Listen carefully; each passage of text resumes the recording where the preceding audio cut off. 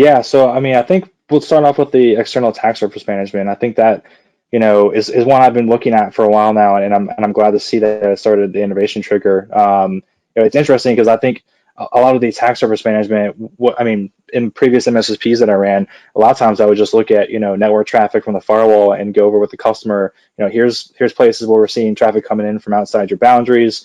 Should we just disallow this, right? Doing like geo blocking and stuff like that on the firewall. And that was easier to do when your network was consolidated and confined to what your ranges were, where your data center sat. But now with the cloud, right, and we have almost everyone's on a hybrid approach between their internal network and what they're using for public-private cloud. Now the attack surface is just ballooned, right? Data is just much easier to use and consume and put different places, and you just can't keep track of it. So I think it's a necessity that has come out of it, something that we used to do with just the firewall, but now we have to look at it more holistically as far as where are you exposed, right? And getting a snapshot of what that looks like from the outside in, right? Because I think when we're looking at a risk-based approach for how we address protecting your network, it really should start at what are people able to see, right? Like it's like walking up to a bank and I see the doors and I see the safe, like those things are there and they're locked, right? Like I know that there's impediments in the way, right? But if I don't know that the front door's open or if the safe's open, you can walk right in. That's probably a big risk we should address. And I think that's what we're starting to see now with a lot of the cloud leaks and exposures that have been out there. That we really have to go back and start taking those snapshots and taking that part seriously, just because we have these large sprawling networks across multiple hybrid environments and need a way to really control that with a tool set. So that one I find very interesting. Yeah. So Ryan, and interestingly, this is obviously very close to my heart because at Fire Compass we work on external attack surface management. Of course, when we started, the baby had no name. 2 3 years back, there was no name for this. So I'll share a little bit about kind of our perspective on this and why we kind of got started. That'll also probably throw some light into the problem statement why we believe this is something very interesting. And I'm of course very happy that Gartner also mentioned us in two of the new markets out of the four which we have seen. We'll get deep dive into all the four new markets and also the other ones at the next phase. So one interesting thing which I noticed, a few years back was that there are several major breaches which looked apparently very weird. Like one of the largest financial services company, they got breached because they had an open MongoDB without any password. Now we have very high respect for these guys. We know the security team is awesome. They got great tools and great processes, etc. So we were very curious, why did they miss it? And once we went a little bit deeper, we found out that this particular database was made online by their marketing team. I mean, this is a kind of my favorite story. I talk about this very often.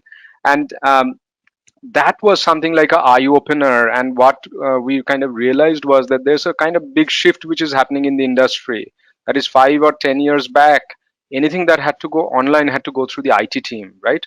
Because you Hmm. could not get access to public IP easily. That was like a treasured resource.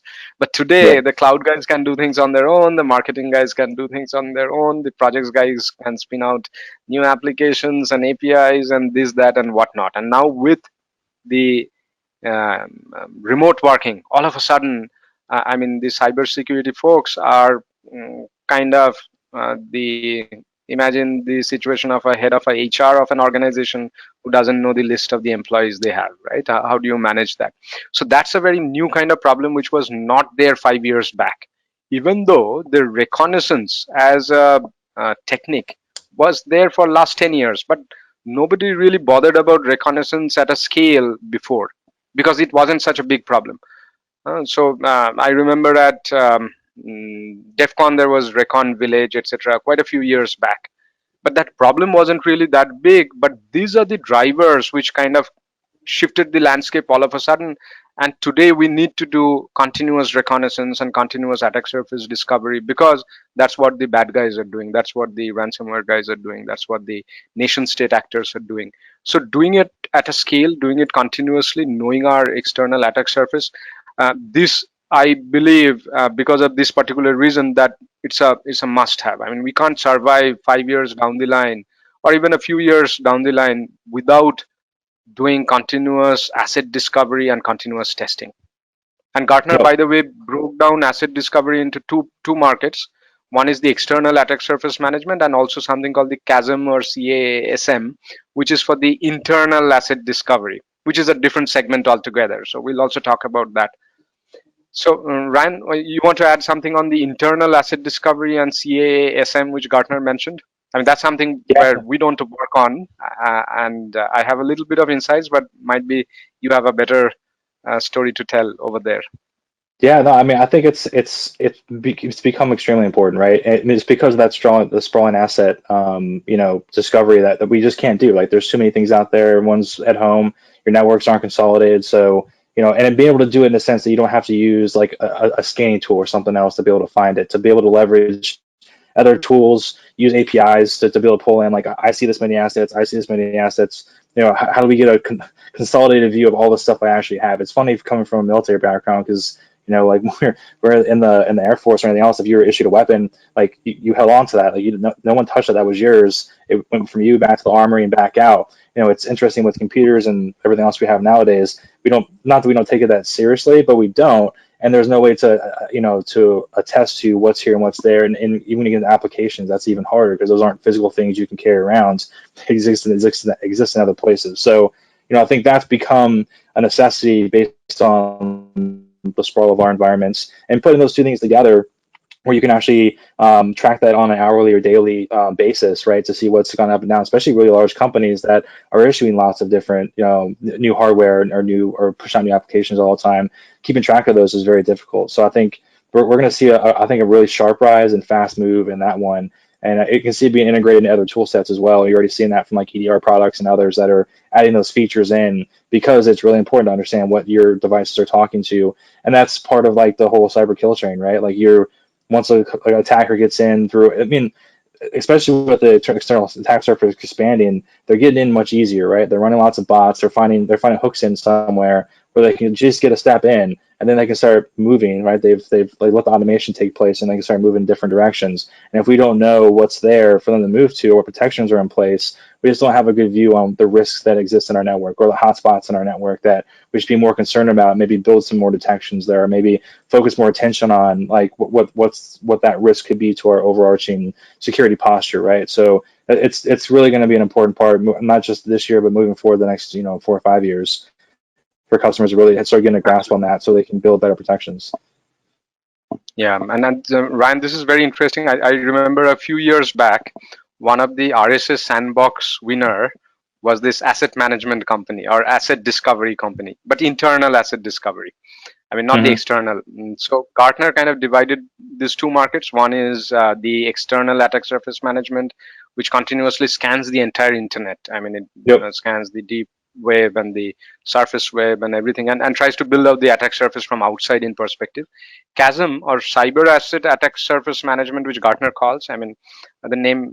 I mean, it sounds like there's some overlap between these two, but this set of products sits inside the organization. There would be hardware or something sitting inside which kind of collects data from your various devices, logs and various kind of stuff, and then it builds the internal asset map. So these are the two kinds of tools, and the vendors who are out there, the ones who does external attack surface management like what we do at Fire Compass, I mean, they don't do the CASM, and the ones who does CASM doesn't do the external attack surface management. So these are like two very different kind of solutions which has come up.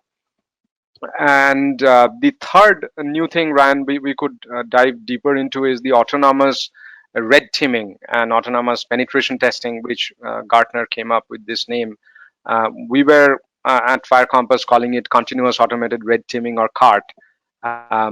So philosophically, it's the same thing. So Gartner terminology is autonomous red teaming. So what's your thoughts on autonomous red teaming, Ryan? Yeah, I mean, I think it's really gonna, I think, continue to expand and grow, just because it's so important. So like when you look at the overall hype cycle, right? You look at vulnerability assessment, right? Being all the way at the point of like we've found a way to do an assessment on vulnerability and know how to work with it as an organization. Like that's awesome. Like you tie that back into the innovation side where now I take, we have thousands of vulnerabilities in networks. How do I take the ability to be able to assess and know what to do with the vulnerability and now do it at a continuous scale, that we're able to, see it, patch it, or build a workarounds, and then test and ensure that what we've put in place is actually protecting us from that. And I think what's really driving this is that we're really good at identifying vulnerabilities. We're not as good at putting patches in or putting workarounds in, because as we both know, that maybe 60% of all vulnerabilities have a patch. And most of the stuff you have to segment or work something else around or hide it from being exposed. But by able to do this autonomous testing, we can put things in place and continuously look at, I built a protection. Is that protection working, right? Because we as defenders want to be able to know that the thing we put in place is actually, we don't want to wait till it actually gets hit and then, oh, it didn't, the thing we thought we was going to work didn't work. So we're going to see more and more companies adopting kind of this strategy going forward of building things, testing it, and making that kind of that OODA loop life cycle, right? That observe, orient, decide, and act, right? And each one of those components, you're probably going to have to evolve something else to deal with the new threat or what else came out that day. So being able to do this at speed or at scale is going to be the challenge, but something we need to address as our again our attack surface continues to expand. But something I think we're going to see grow really fast and become much more adopted across the industry. Yeah. So interestingly, Ryan, as you were talking, I was kind of remembering a couple of decades back when application security testing was largely manual. Mm-hmm. So it was largely manual, right? I mean, I remember those days when WASC was there and WASP was there. WASC has today vanished. I mean, most of the classes of WASC, I mean, people had to do manually. I mean, just a few classes could be automated. And today, I mean, most of application security testing, apart from some of those business logic testing and deeper testing, I mean, is automated, right? So as an industry over a decade, it got uh, largely automated. And I see a similar kind of trend happening for red teaming as well. And the reason why I see that trend kind of happening is because, I mean, it's not because that technologically we did not, as an industry, have the capability to do that. We had the capability to do it earlier as well, but there was less of need for it. But today, the Yeah. drivers are really prominent because, I mean, just like we are doing this digital transformation, all the bad guys, the fraud guys, they have also done the digital transformation. They're also not able to go out on street and do their stuff, right? So they're also going online. So today, all the bad guys have great automation and they are doing these continuous attacks. So if the bad guys are doing continuous attacks, we also need to do the same thing, right? So that's Right. one very important thing. And the second challenge is that the usual vulnerability assessment tools just throws a lot of issues. And theoretically, yes, I mean, all those are important. But which one should I prioritize, right? Like the one with the problem of patching that you mentioned. How do I prioritize? So if I have to prioritize it right, I need to probably know which are the attacks which are most, most likely, and which are the ones which somebody could actually exploit and get into, right?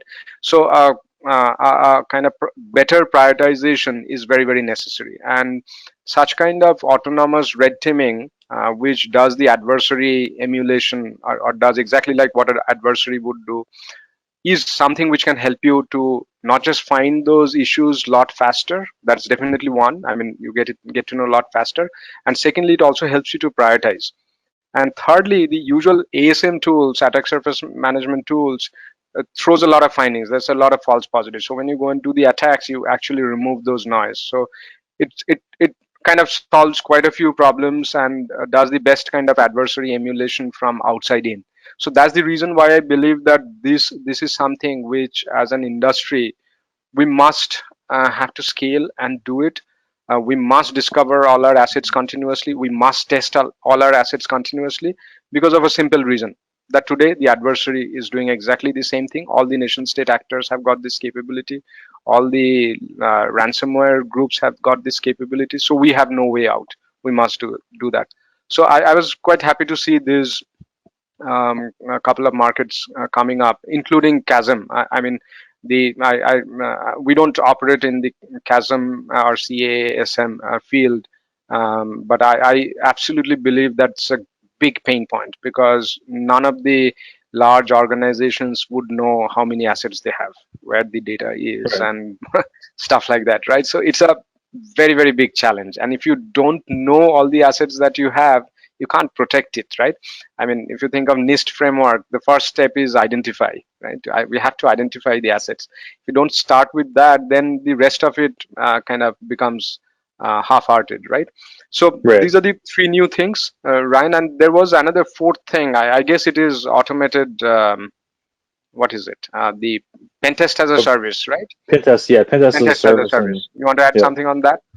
No, I mean I think it's an interesting thing I've started to see come up over the last couple of years where we're using a mix of tools and humans because I think in mix of all these innovation triggers, there's still a human element that's built into that, right? Like not everything that can be automation has to be built by a human, right? We have to figure out what to do and build the steps into building the automation, but we also have to understand the business risk for drivers, right? So when we're looking at what things are risky for us, it's only a risk if it's a risk to the business and what the impact of that is needs to be discerned by a human. I don't think computers can really they can help with some of the algorithms that we build into them and run models for us, but we're still the ones that own the risk and have to classify it. So I think the pen test as a service has helped us to give us something that has more scale to it, right? To be able to run more continuous tests, right? But get both the blend of what we can gain from the computers and what we can gain from a human kind of mixed together in the same box. And I think it's becoming more widely adopted, and I think it will continue to become more widely adopted because it's going to give more scale. It's not a we're moving past the point in time. Like I did a test on this one vulnerability that someone could use and move. We're going to move to the next one next year, right? That gives you very little value right now in today's environments to say that either you have a risk or you don't. You should be doing this consistently. So having a service built around that is going to help customers actually address that moving forward so they can do more of these over an entire year as opposed to just one at a time and thinking that's going to help them, with any sort of kind of integrated risk management moving forward. Yeah. So interestingly, I mean, most of what we see is more like a product or technology. So pen test as a service has that component of, as you highlighted, has the component of both product and service. And interestingly, Gartner also put these bug bounty platforms as a part of it.